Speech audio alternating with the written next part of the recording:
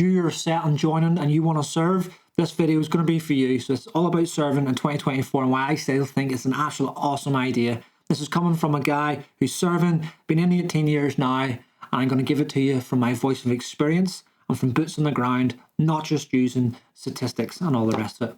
Let's get amongst it. So in today's topic about joining the British Army in 2024, I'm going to be talking about a few different sort of challenges and definitely opportunities that might be set in front of you if you're going through this process, no matter if you're a soldier, an officer, whatever it may be. And you may be someone who has already put your application in, or if you're an officer, you're trying to be an officer, you've went through all the different steps they have, or you potentially have got your date to start your service-specific basic training. You could be there, or you could be someone at the very, very start of your journey, whatever it may be.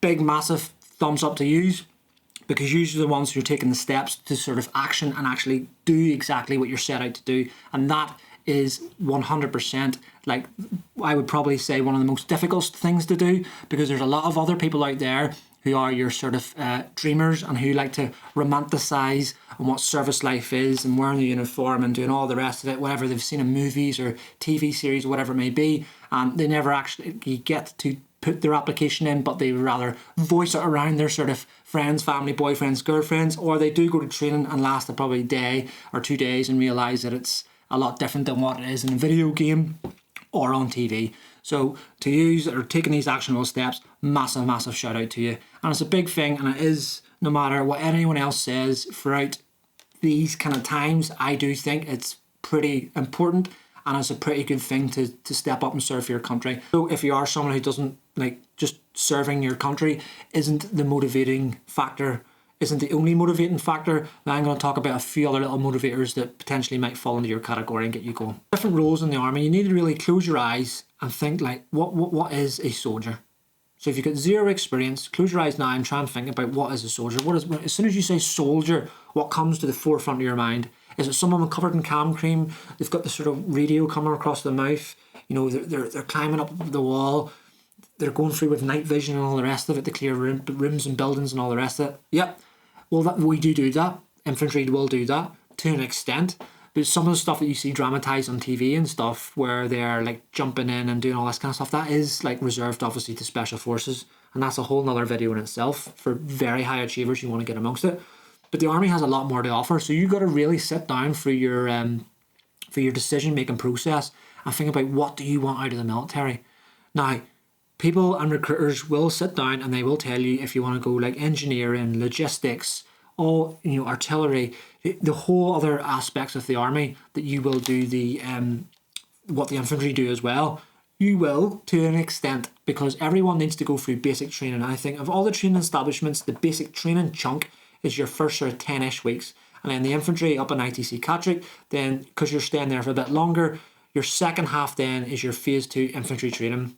Whereas the other training establishments like Winchester and Purbright, I think it's like 12 to 14 weeks roughly, don't hold me to that. You'll do your basic training and then whatever trade you've chosen, artillery, logistics, chefs, comms, whatever it may be, as in Royal Signals, you'll then fire off to the whatever schools that host your second phase of your training, and you'll do that there, and then you'll arrive in your unit. The reason why you need to do that basic part of your training is because when you go on operations, everyone needs to know how to be a basic soldier, and that's just the crux of it.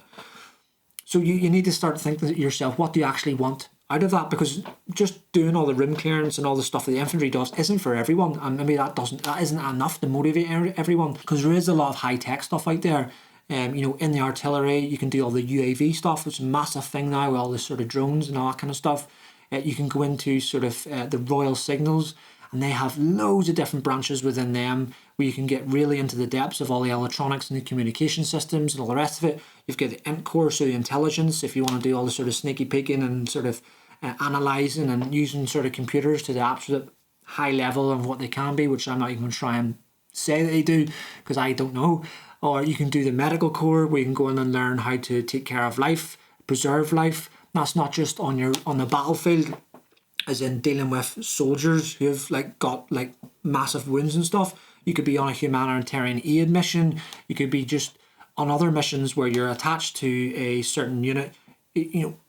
People can come to you and asking for help, all that kind of stuff. Engineering, if you want to do sort of building construction, but have the sort of helmet and body armour on. There's a whole host of other stuff, but you really got to use the time to sit down and find out exactly what it is that you want out of the military. And in regards to anyone who can go to the officer sort of spiel, clearly you are going in leadership straight away. So that has to be your ultimate sort of first goal is leadership. I want to be a leader straight away, because that, no matter what corps or whatever arms that you're going to go to within the army, officer leadership straight away. Then it doesn't matter if it's infantry, intelligence, air corps pilot, REME, whatever it may be. That's where you'll get then your specialists, kind of like trades and all that kind of stuff. But that leadership thing is for you straight away. So that's what you really got to look down and find out exactly what the army has to offer for you. So don't go into any process and let anyone say, right, you should do this, or you should do that, or you should do this. You got to be saying like, okay, what have you got to offer me? Because if you go into a job role that you really, really, really want, and it's all you can think about, and you're extremely interested in it, when you start working on that job role, it will not seem like work. It will not seem like work at all. But what I will say to you, when you have them down days, just take a breathe, just let it as a down day and continue on through, because everyone has them. It doesn't matter what job role you do. And if you do start to see a reoccurring thing, if you're really hating the job that you're in, then just transfer and get amongst something else that the army has to offer. It has loads of different stuff. And there's still plenty of benefits out there by joining in 2024. They may look and sound and packaged differently to what they've been in the past, but there's still benefits to joining in 2024. And the big one I have and take away, and still to this date, is that sense of adventure. Whether that's you personally, if you are a single person and you've got no responsibilities or family yet, as in personal to yourself, or if you start to mature or grow through your military service, potentially like me, and you start to grow a family and the rest of it, that adventure comes along with them for whenever you move them and all that kind of stuff, which we're about to do.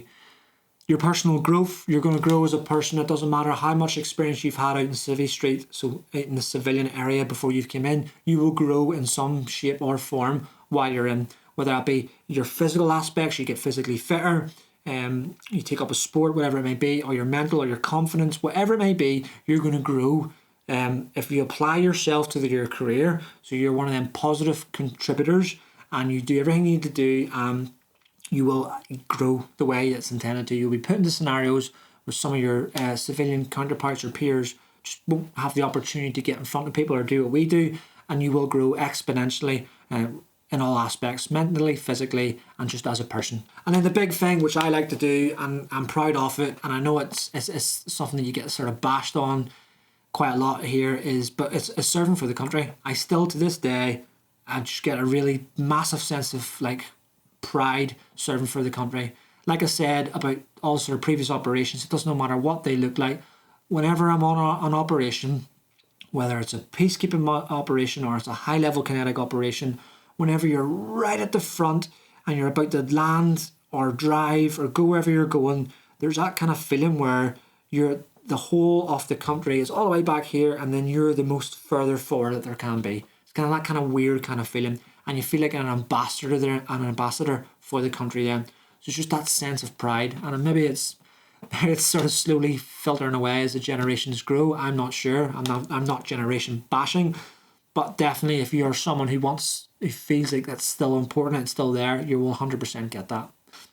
Don't get me wrong, there is times where it's potentially me as a family man where we have our downs because I'm away and all the rest of it, and all the different people within my little family here all going through different aspects of their life, and then I'm suddenly ripped away from it, and then we're all like, oh, is this right, and all that kind of stuff. That will always happen, but we work through it, and the thing that's stayed steady is just this service, and I cannot speak highly enough of it. And 18 years in, I get no benefit from it. For if you're coming in, what I just want to do is just make sure the right person is stepping forward to serve, because what I want you to do is you actually enjoy it, you need to get something from it, and more importantly to stick at it and you be positive within the service. Too many people rock up and they become negative, and then it just creates that sort of people negative atmosphere around them. So it's important that the right people come forward. You got to be fit, you got to be mentally good to go for it, and mentally want to do it. And there's a lot of good professional trainers out there within service that will give you just all the tools you need to get you through your training and then to progress on into your career, and then you will be that trainer one day, and then you will be ushering through the next generation. And please, if you've got any more information or you've anything you want to add, please drop it in the comment section below and I'll get back to you as quick as I can. thank you very much for joining me. I'll see you in the next video. Get amongst it.